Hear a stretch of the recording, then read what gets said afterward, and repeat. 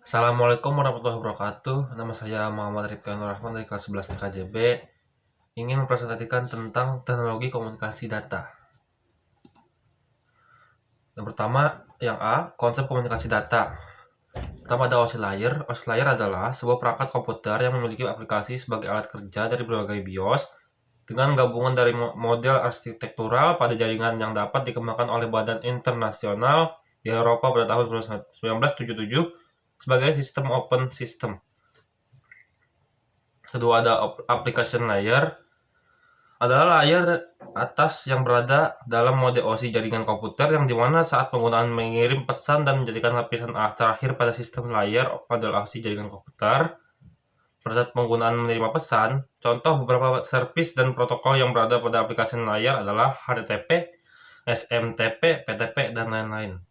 Ketiga ada presentation layer, merupakan di mana mempunyai fungsi untuk mentranslasikan format data yang akan ditransmisikan oleh aplikasi melalui jaringan ke dalam format yang ditransmisikan oleh sebuah jaringan. Contoh protokol yang berada pada presentation layer adalah MIME, SSL, TLS, dan lain sebagainya. Ketiga ada session layer, merupakan lapisan yang berfungsi untuk mendefinisikan bagaimana sebuah koneksi dapat dibuat, dikelola, dan dikembangkan. Contoh protokol yang berada pada session layer adalah NFS, SMB, RTP, dan lain-lain. Kelima ada transport layer, mempunyai fungsi untuk memecah data menjadi paket-paket data serta memberikan nomor urut untuk setiap paketnya, sehingga nantinya dapat disusun kembali saat sampai pada tujuan. Pada layer ini juga membentukkan protokol yang akan digunakan untuk mentransmisikan data seperti protokol TCP. Network layer adalah keenam adalah network layer. Membuat header untuk paket yang berisi informasi IP, baik IP pengirim atau IP tujuan data. Pada suatu kondisi, network layer juga memproses routing melalui internet networking dengan menggunakan bantuan router dan switch pada layer ketiga. Ketujuh ada pada layer link layer. Pada data link layer memiliki tugas untuk menentukan setiap bit data dikelompokkan menjadi format yang disebut dengan frame. Pada level ini juga disebut menjadi koreksi kesalahan flow control pengamatan hardware atau perangkat keras seperti halnya pada MAC address, media access control address, serta menentukan bagaimana perangkat jaringan seperti hub, router, brigade, dan switch pada layer 2 dapat beroperasi untuk spesifikasi IEE 802 dapat membagi tingkatan menjadi dua level, yaitu lapisan media access control dan lapisan logical link control. Ini yang keenam. Nah, ini yang terakhir, yang ketujuh. Fungsinya adalah untuk mendefinisikan media transmisi jaringan, sinkronisi bit, metode pensinyalan, serta membangun arsitektur jaringan seperti pengabelan dan topologi jaringan. Pada tahapan atau level ini juga mendefinisikan mengenai bagaimana cara sebuah NIC network interface card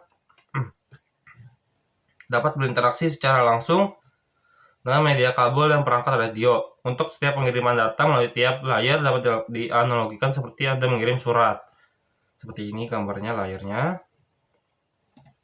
Nah, yang B ada Radio over Internet Protocol, ProIP.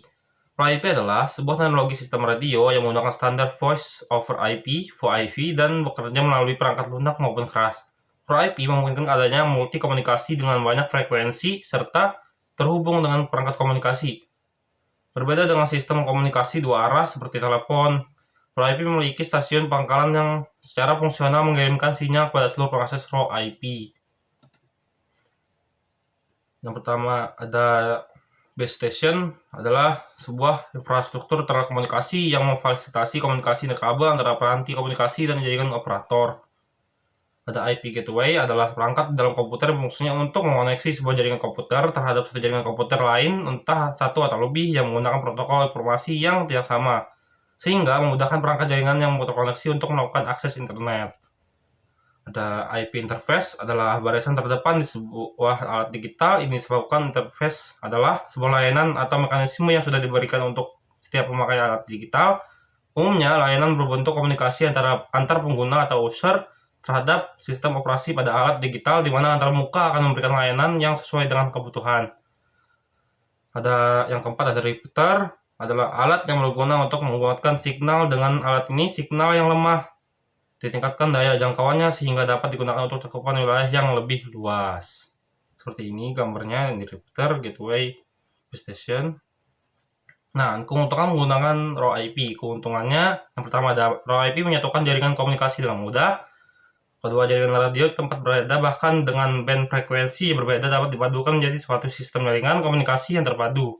Ketiga, raw IP dapat mendukung sistem komunikasi suara live hingga 30 wilayah secara bersamaan. Keempat, raw IP bekerja dengan standar jaringan LAN atau WAN. Kelima, raw IP dapat dipadukan pada radio mobile atau HT yang memiliki fasilitas PTT Core Audio Out atau In. Karena raw IP dirancang untuk bekerja pada lingkungan kerja yang sulit serta tidak dibutuhkan komputer di lapangan.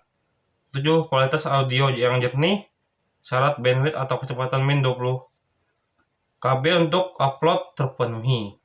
Nah, sudah selesai di sini presentasi saya. Sekian dari saya. Wassalamualaikum warahmatullahi wabarakatuh.